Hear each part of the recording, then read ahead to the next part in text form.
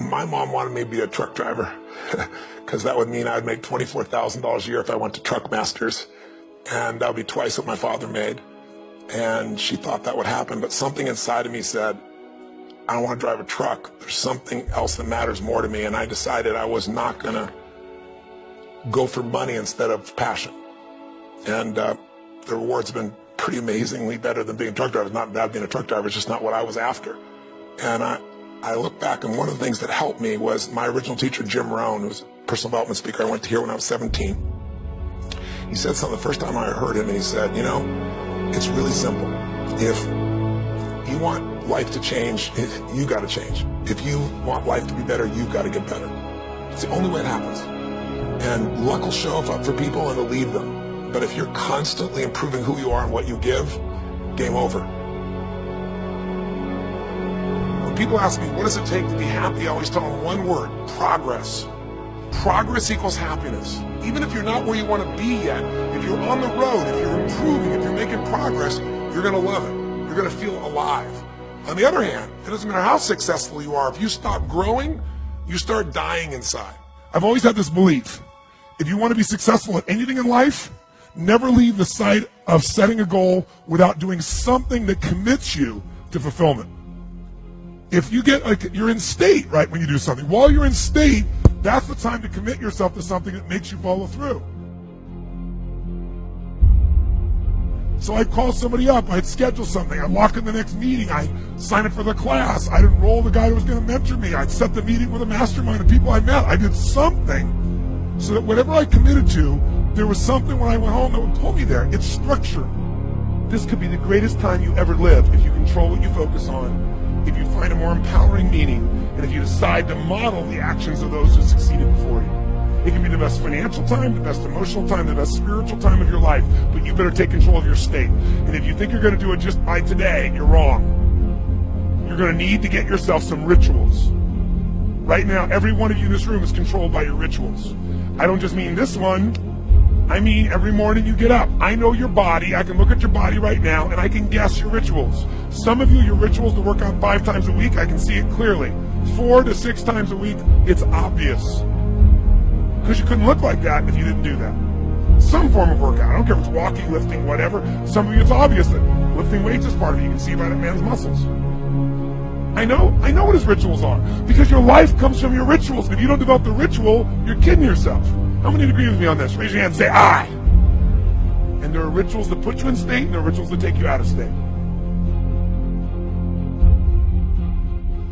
But if you've got what you know, that focus, the target, and you got the toolbox, and you're still not getting what you want, it's because you got inner conflicts. That's the third pillar. You've got to resolve your inner conflicts.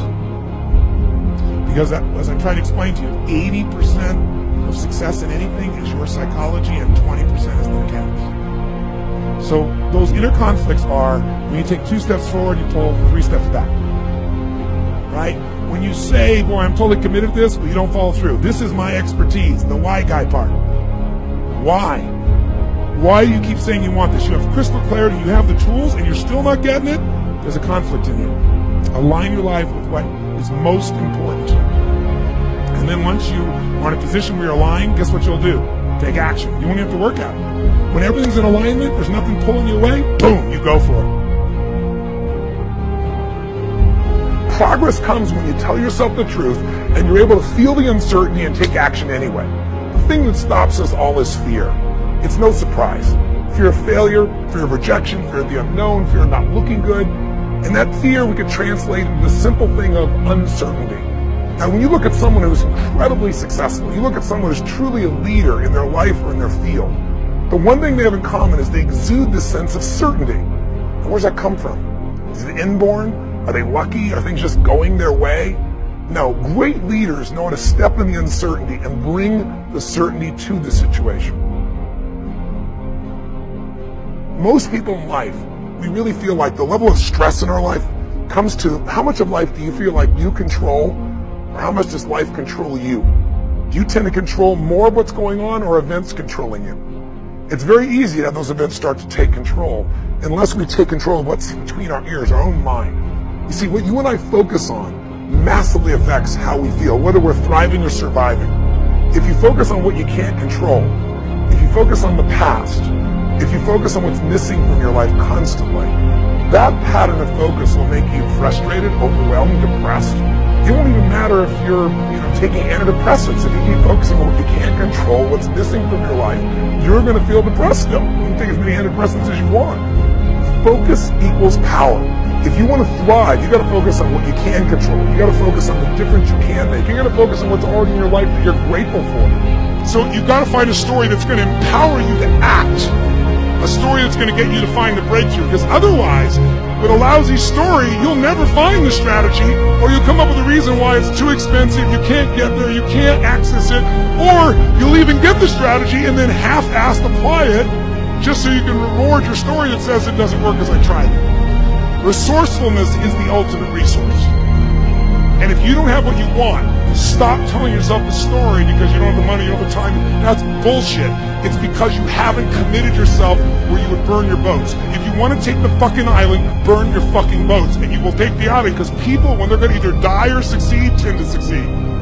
But most of us give ourselves a way out, and that's why we don't have what we want. I was thinking about where this journey began for me, my desire to serve. Every day before I get on stage, I do this thing to whip myself into a peak state, and then my last words are, use me, Lord. That's my prayer. And every day my goal is to be a blessing in people's lives. Just do more, give more, share more, create more.